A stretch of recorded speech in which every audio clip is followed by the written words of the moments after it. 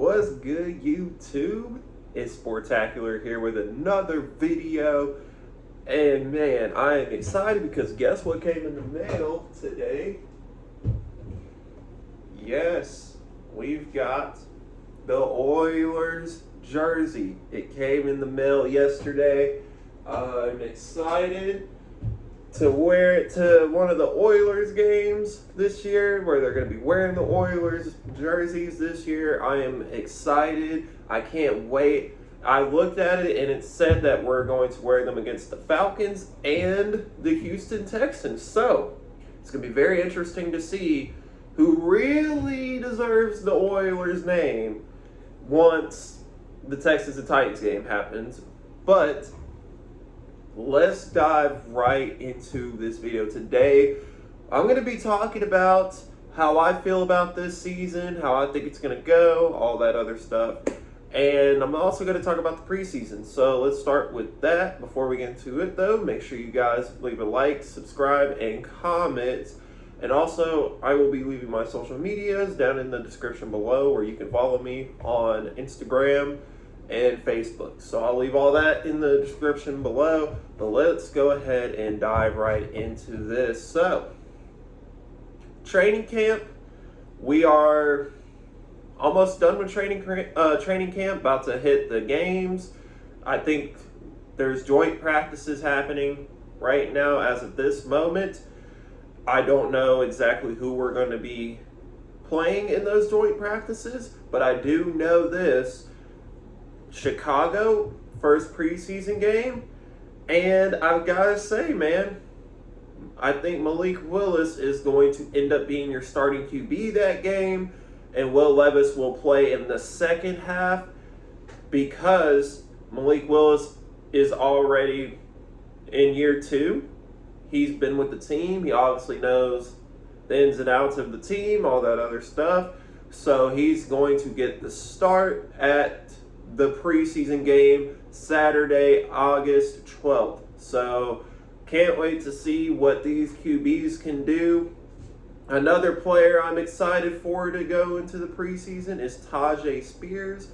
I can't wait to see what he's ready to show us coming out of Tulane. I know everybody has their concerns about the knee, but we just have to wait and see what this could potentially be, because we have to think. This could be Ryan Tannehill and Derrick Henry's farewell tour this year. This could be it for them. This could be it, because Derrick Henry, I think he's 29, right? Going on 30. I don't remember. 20. I think he's like 28 going on 20. I don't remember. But I do know that Will Levis and Tajay Spears could potentially be the future of this franchise going forward, starting next season. So we need to utilize this time now while we still have Henry and Tannehill. Also, DeAndre Hopkins is on the team as well. So going to be interesting to see how that unfolds, all that other stuff. Can't wait to obviously see what he can do. That's a huge signing for us, because we literally did not have any receivers other than Traylon Burks on this roster. Chris Moore was somebody who has impressed in training camp, but I don't think he's going to be the answer at wide receiver 2. So DeAndre Hopkins signing is a big signing, not only because we needed the receiver, but we also needed someone who could come in and give some guidance to Traylon Burks and help him move forward with his career, because DeAndre Hopkins is getting older too. So that's very interesting. But diving into this preseason game, I'm pretty sure we're going to see Malik Willis get the start. He's going to get the go at starting QB in the first half, and then Will Levis play in the second half. You're not going to see Derrick Henry. You're not going to see Tannehill. You're not going to see Hopkins. I don't think you're going to see Traylon Burks. It's possible you'll see Traylon Burks a little bit, but I don't know. I think they're going to try to not risk anything with him because he is their wide receiver 2. Hopkins is wide receiver 1. So They're probably not going to play him. You might see some Chris Moore, you might see some NWI, you're definitely going to see some Kyle Phillips. I expect him to play in these preseason games just to get him more involved in this offense, because last year he didn't really play that much because he was hurt, as the other 100 million Titans on this roster from last year was on the injured reserve. And it's bad when you're going to break your own record for injuries. So honestly, you're going to see Kyle Phillips. I expect him to play. He might even get the start. Who knows? So Kyle Phillips is going to play. Malik Willis first half, Will Levis second half. I'm pretty sure that's how it's going to be. And as far as the defense goes, you're obviously not going to see Jeffrey Simmons. You're not going to see Byard. You're not going to see SMB. You're probably not going to see Christian Fulton. You're not going to see Amani Hooker. You're just going to see guys like Chris Jackson, who I think Chris Jackson he's not that good at corner. I'm sorry. I watched this guy in training camp, and he's getting beat by guys that aren't even probably going to make the team. He's getting beat by guys like Kearis Jackson. He's getting beat by guys like Reggie Roberson and Mason Kinsey. So Chris Jackson, maybe he's good on special teams, but as far as I know, yeah, we'll see in this preseason, we'll see, but he's getting beat by, if he's getting beat by practice squad players, that's not good. So we need to obviously look into that this preseason. I'm very interested to see where that goes with the corner room. You might see a little bit of Elijah Molden here just to get him familiar with the safety position, because I think they moved him over. They tried him at safety this offseason. So it's going to be very interesting to see where he's going to go forward with the safety position, with the change and all that other stuff. Get him a little bit of familiarity with it. He's got a nice teacher in Kevin Byard, who has obviously done it before. And, I think with Kevin Byard's help, he could potentially be a very good safety for this team, for this franchise. And he's not going to be your starting safety. He's obviously going to be backup. But it's going to be very interesting to see how that change goes. So I would like to see some Elijah Molden in this preseason. I would. I want to see what he can do at safety. I really want to see what the change could do for him.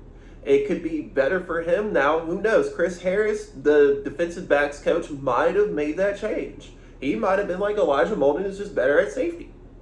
It's going to be interesting. We'll see. Caleb Farley, I don't know if he'll play because he's hurt. So, Dylan Radin's hurt. And it's just like, come on, already? No, we cannot have these injuries happen. We can't have these injuries happen. But you might see Caleb Farley if he does come back. I don't know. Just not getting too ahead of myself on that, as well as the other players on this roster. But it's going to be very interesting to see these players come in the preseason and to move forward. So now that we got the preseason out of the way, I didn't cover all the preseason games. I just know the Chicago one. I think they play New England in the second one, and then they play, I have to look at their schedule, their preseason schedule. I know it's just preseason, but the preseason is important in a way to see, obviously, who makes the roster, but to see who can make an impact for you on your team and things like that, things of that nature. So it's going to be interesting to see who makes this final 53-man roster at the end of the preseason, as preseason is basically just battle for the roster spot, pretty much. So the next topic I want to get into is this DeAndre Hopkins signing, because I don't think I covered it in my last video. I went on a little rant about the people who were saying he's injury prone and this and that. But I want to dive into DeAndre Hopkins, the signing itself. It's a great signing. Not only because it helps the receiver room even more, but it can also help Traylon Burks take that next step, elevate into the future, as I do think he's going to have a breakout year. If he could stay healthy and stay on the field, he could have a breakout year. As this offseason, he even said he didn't really do anything vacation-wise or anything. He came right back to the Titans facility, and he just went straight to work. So I do think that Traylon Burks is serious about this whole breakout year thing. And I even, like I showed y'all, I got his Oilers jersey. So it's going to be I am very interested to see where Traylon Burks takes that next step, because I do think he can take that next step. And the other thing that the DeAndre Hopkins signing does help with is the fact that it takes some of the pressure off Derrick Henry. Now, depending on how Tim Kelly runs his system, because him and Hopkins obviously have that connection already coming out of Houston, so some familiarity there, and it's going to be, I think it's going to take a lot of pressure off of Derrick Henry, because now stacking the box is going to be very hard, because now you have to worry about Traylon Burks and DeAndre Hopkins on the outside. Excuse me, you're going to have to worry about those guys. And I just think playing, stacking the box and all this and that is just going to be very difficult for other teams. As well as I do think that DeAndre Hopkins helps, like I said, it helps Traylon Burks, and it helps the team out in the passing game, obviously, because we had no passing game last year, because who the hell was on the team at receiver other than Traylon Burks? So, interested to see this offense, see how it unfolds. Like I said, this is probably it for Ryan Tannehill and Derrick Henry. This is probably it. Who knows? Maybe Derrick Henry gets a contract extension, but Derrick Henry's getting older. He is. He's getting older. He's going on. He's getting there, and he's getting there to 30. And usually, when you get there to 30,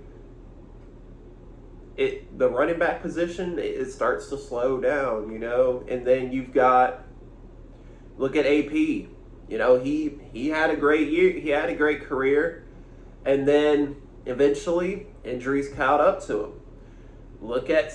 And then they wonder why the position doesn't get valued as much. It's not that they don't want to give you the money for the short term. They just don't want to give you the long-term money, because eventually running backs do fade. They just do. That's just how it is. And then eventually, you go on this. Look at AP. Again, AP was a journeyman. He was on the Titans. You remember that for a short stint, because Derrick Henry got hurt. And I didn't really think he did much, but he was here. I thought Deontay Foreman should have clearly been running back 2 last year, but they didn't want. But again, John Robinson doing John Robinson stuff. So, but I'm getting off topic here. I want to talk about this DeAndre Hopkins signing, as I went on a little rant again. But this DeAndre Hopkins signing, for all the people who are saying this is not a good signing, I think this is a good signing, because I don't need to say it 5,000 more times. I've made myself clear how it helps the team. But it helps DeAndre Hopkins, because not only did he get paid pretty good, but you look at the other teams, like the Super Bowl contending, like the Chiefs and stuff, like in those teams, I couldn't really see him going to the Patriots. Him and Bill O'Brien just have a nasty history, like an ugly history. Like, I know they had that fallout, and that's what eventually led to DeAndre Hopkins leaving. So, honestly, I just couldn't see him going to New England. I couldn't see him going to Buffalo, because, unless you want to slide Gabe Davis into the third wide receiver role. And then you've got the Chiefs, who, come on, as long as 15's on the field, you guys are going to be fine. Like, come on. Y'all just won a Super Bowl, and I'm reading the comments on Chiefs fans, and they're like, DeAndre Hopkins. I'm like, y'all just won a Super Bowl not having the best receiving core. All you had was really Juju Smith-Schuster, and you won a Super Bowl. And Travis Kelce, and you won a Super Bowl. Like, come on. Like, you guys have got to, like, you guys don't understand. You've got a Hall of Fame quarterback on the field. You do. And as long as 15 is healthy, you guys are going to make the playoffs. You guys are going to make a Super Bowl run. Every year, you're going to make a Super Bowl run. As long as Andy Reid's back there, too, helping them out, you're going to be in the conversation every year. You guys are going to either be the favorites or you're going to be the second. All right? It's every year. You guys are 1 or 2 every year. Come on. Relax. Just relax. Just chill. You guys made the AFC Championship game. Let's see. They made it in 2018 with Mahomes. They make it in 2019? I can't remember. I think they did. They won a Super Bowl in 2020. We should have beat them. The Titans, we should have beat them. We had opportunities to win that game. We were up 10, and we just folded under pressure because Ryan Tannehill folds under pressure. And then, the play calling, you can make the argument that the play calling switched, and, that's what ultimately led to us losing. But I think it's Mahomes. I think Mahomes is just different as well. So, but for all the people who say he's injury prone, he's been healthy this whole training camp. He's been doing pretty good for us. He's made that one-handed ridiculous catch on Christian Fulton, who I think Christian Fulton's just too small. Like, watching him cover players, he's just too small. He covered Jamar Chase. Jamar Chase had that big catch on him, and they long gain on him in the divisional round. And God, I know Titans fans don't want to hear about that game. I don't either. Trust me, we don't need to relive that. We've seen that. We've been through that. It's over. Can we just move on? I understand. But Christian Fulton is just too small. He's just too small. But DeAndre Hopkins, love the signing. I think he really is going to shut up the naysayers and all the haters, because I do think he is going to have a good year. And him and Treylon Burks could potentially both have, a combined 2,000-yard season this year. They could both be 1,000-yard receivers. They have the potential to be that. So as long as they stay healthy on the field, it's possible. It's very, very possible. So now that we're done with the DeAndre Hopkins signing, I want to get into Ray Carthon and how I feel about him as a GM. So they hired Ray Carthon after firing John Robinson middle of the season after the Philadelphia Eagles game. Wonder why? Because that guy on the other side should be on our team, but it is what it is. It is what it is. Okay, but he got fired. Obviously, not paying AJ Brown was probably the biggest reason why he got the boot. And then, just the Bud Dupree signing, the Caleb Farley draft pick, just a lot of things he didn't do right that ultimately led to him being kicked out the door. I wonder what that whole room was like with him, Mike Vrabel, and Amy Adams. I really want to know what that room was like. The tension between all three people. Like, I just really want to know what that conversation was like when they fired him.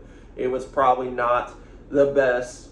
But regardless, we don't have him anymore. But the Bud Dupree signing, for me, was the second biggest one. Like, why would you pay Bud Dupree $80-something million when he's injury prone?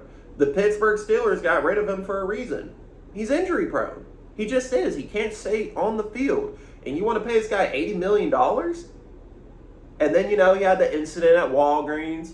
There were factors that just didn't make sense for why this guy got paid so much money. He just was not worth the contract. He wasn't. I do like the Danico Autry signing. Now, you can make the argument that the Julio Jones, but we wanted Julio Jones. I don't think that's John Robinson's fault. Now, if he did pay him too much, that's a different conversation for a different day. But it was a risk. we needed somebody to go with A.J. Brown because Corey Davis was no longer here. So we needed that second receiver, and I think him and Julio would have worked out well. But Julio he could not stay healthy. He got hurt, and now look at him. What's he doing now again? Like he was on the Buccaneers, and he was still having injury problems. So it's probably safe to say that Julio is gone. The Atlanta Julio we all knew and loved is just he's not in his prime anymore. It's over for him in the NFL. I just think he can't stay healthy. Now, could he be a great veteran, a great leader? Sure. But the injuries are he just cannot stay on the field. He just can't. So that was a risk. So was it a good risk? I think so. For this reason. It's not Julio's fault that Ryan Tannehill just literally wets the bed every fucking year in the postseason. It's not his fault. So, but it is his fault that he can't stay on the field. I will say that. So, I'm just kidding. It's not his fault. It's not. Don't go in the comments. No. Let's not get to that. But now that we've got all that out of the way, let's go into the red card thon situation this offseason. So, Daniel Brunskill, guard, signs him. You signed Andre Dillard to tackle. You signed DeAndre Hopkins, obviously the D-Hop. But I'm trying to think. Oh, Arden Key and Azeez Al-Shir. And then I feel like I'm missing. And then he drafted Will Levis. And then he drafted Tajay. He drafted Colton Dow. He drafted Peter Skronsky. Like, it's not a bad offseason for him. I think, personally, it's not a bad offseason for Red Carthon. If I had to grade him before the DeAndre Hopkins signing, I give him like a B+, because I thought he just pretty much put in plug-and-play guys who were just replacements for the Dennis Dailies of the world and, players like that. And then after the DeAndre Hopkins signed him, I bumped him up to A-. I won't give him an A or A+ just yet. And did I say Arden Key? Just in case I did not say Arden Key. Arden Key has been spectacular in training camp. You know what? I'm bumping him up to an A. That Arden Key signing, I didn't know he was that good. So, I know he gave us troubles in the game last year for the playoff spot game. And honestly, man, Arden Key is just a dog out there. He comes into practice, he's ready to go, he's hyped, he's just ready to go, and he's giving those quarterbacks some problems. Could this potentially be a Super Bowl defense? Harold Landry's back. Jeffrey Simmons got paid. He's coming back. Kevin Byard. Let's not forget about Amari Hooker. Christian Fulton should be 100%. Roger McCreary, who I think should play slot, he should be back. He should be good to go. And then the big one, I had to save the best for last. The big signing for this team I thought was SMB. Azeez Al-Shir as well. Let's not forget about him. And then Rashad Weaver coming in. Danico Autry should be healthy. Hey, this could potentially be a Super Bowl defense right here. This could be potentially a Super Bowl defense. It's possible. It's possible. I thought, even with the DeAndre Hopkins signing, I think our defense is still better than our offense. It's just, and they carried last year, so. Then you add Arden Key, you add Azeez Al-Shir, then you add SMB, you add pieces in there to kind of get it up there. Good stuff, Rand. Good stuff. Good stuff. And paying Jeffrey Simmons. Yeah, we don't need another. Yeah, that situation. We don't need that situation again where we don't pay somebody and they ended up going somewhere else and then they come back and haunt us. So interesting defense. Let's get it. Let's go, Titans fans. Let's get this. All right. I'm gonna end off on this note. My season prediction, I'm going to make a video on next video, but I'm going to end off on this. I think we're going to make the playoffs. Do I think we're going to make a deep playoff run? That depends on number 17. That depends on that depends on health, and that just depends on a lot of things. So, we'll see. We'll see how this season goes. But I just wanted to come on here and share my thoughts with you guys. I'm going to make a season prediction next video. I'm going to go over the schedule and all this and that, and then I'll tell you guys how I feel about how the season's going to go. But anyways, it's been your boy Sportacular. I'm out. Peace, y'all.